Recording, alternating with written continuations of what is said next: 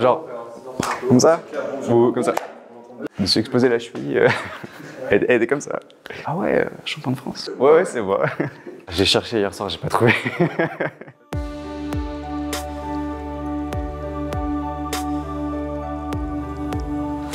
Donc, je m'appelle Mathis Lescao, je suis étudiant en BUT GEA à l'IUT de Dijon. Je fais du saut en hauteur à haut niveau et depuis maintenant 8 ans.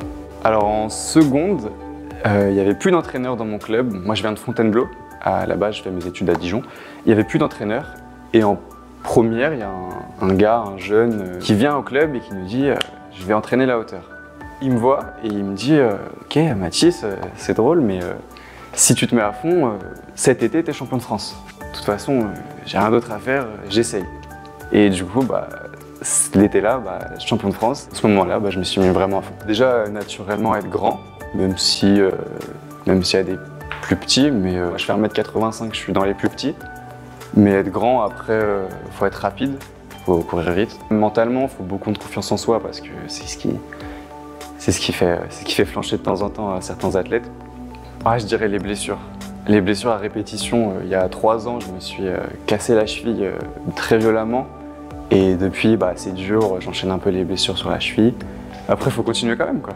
Alors, c'est assez chargé parce que j'y cours tous les jours. Et dès que j'ai un peu de temps libre, je passe chez le kiné. Et ensuite, tous les soirs, entraînement pendant 2-3 heures. Et après, je rentre chez moi et voilà, quoi, j'adore.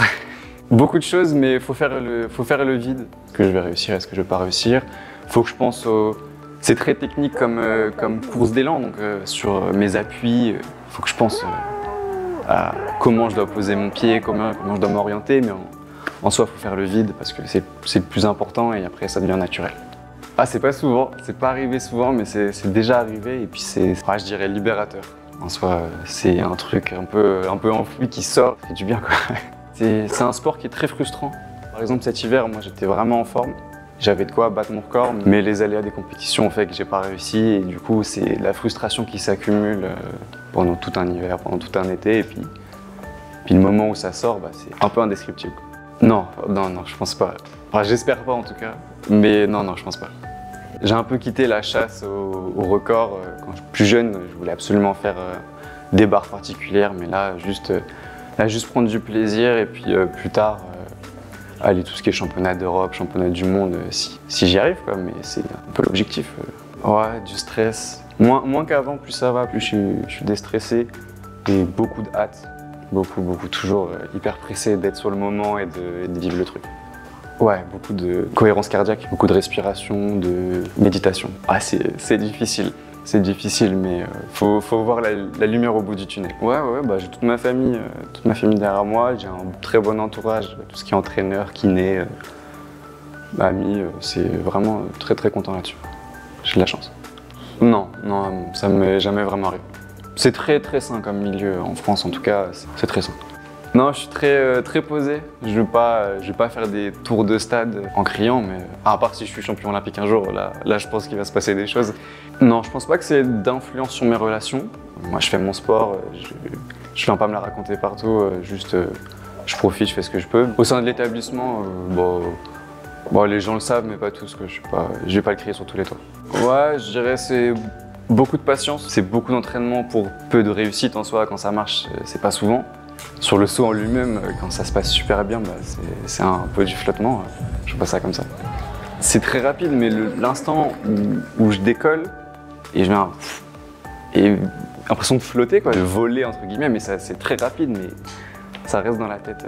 Envie de recommencer tout de suite après, c'est génial comme sensation, quoi. Il y en a un, c'est Stefan Holm, c'est un Suédois qui sautait mais divinement bien, qui a fait 2,40 m. C'est magnifique ce qu'il fait. Il a fait champion olympique en 2004, il me semble, à Athènes. Et sinon, en plus connu de nos jours, c'est Gianmarco Tamberi. C'est un Italien qui a fait champion olympique en 2021.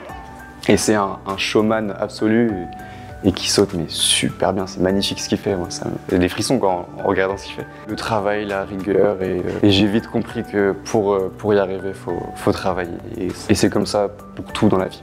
C'est difficile à dire. Je pense que ça passe par une grande capacité de résilience, à passer au-delà des échecs, à continuer, à jamais s'arrêter même quand ça va pas. Je pense que c'est principalement ça qui fait la différence entre un bon athlète qui va vite arrêter après un échec, qui va vouloir faire autre chose.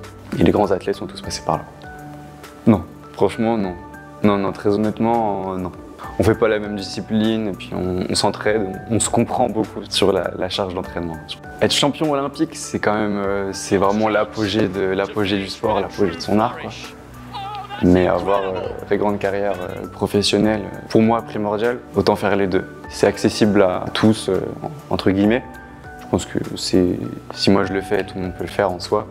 Je ne passe pas mes journées à travailler, mais je bosse quand même beaucoup, mais je m'en sors. J'ai un statut à la fac qui est primordial. Je suis sportif de haut niveau pour la fac. C'est déjà très bien. En soi, c'est pas assez. Enfin, faudrait plus, mais après, c'est une question de moyens et avoir plus de temps et plus de compréhension de certains enseignants. Il y en a, c'est un peu dur. Quand je dis que je suis pas là parce que j'ai entraînement, qu'ils comprennent pas pourquoi, des fois, ça passe pas trop.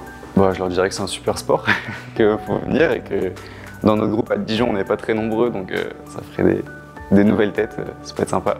J'ai fait 2m11 l'été dernier. C'est ma plus belle perf, ouais. Et j'ai fait 2m10 aussi en salle, mais je préfère dire 2m11, c'est plus haut.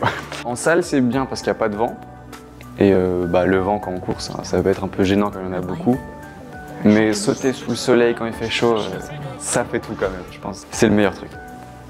J'ai pas de compétition avant mai, avril. Et après, cet hiver, j'ai pas trop sauté, un petit peu mal à la cheville.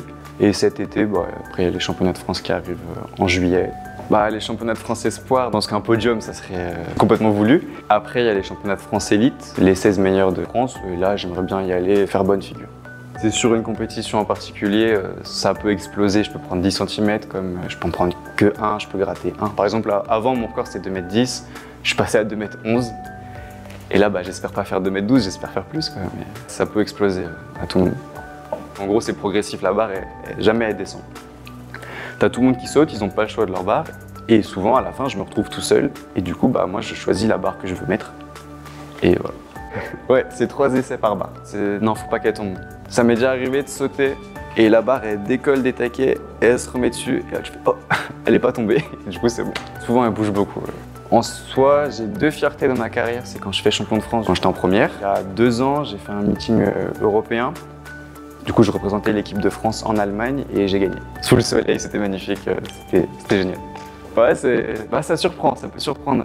Les gens de ma classe au début qui me connaissaient pas, c'est « Ah ouais, champion de France ». Ouais, c'est moi.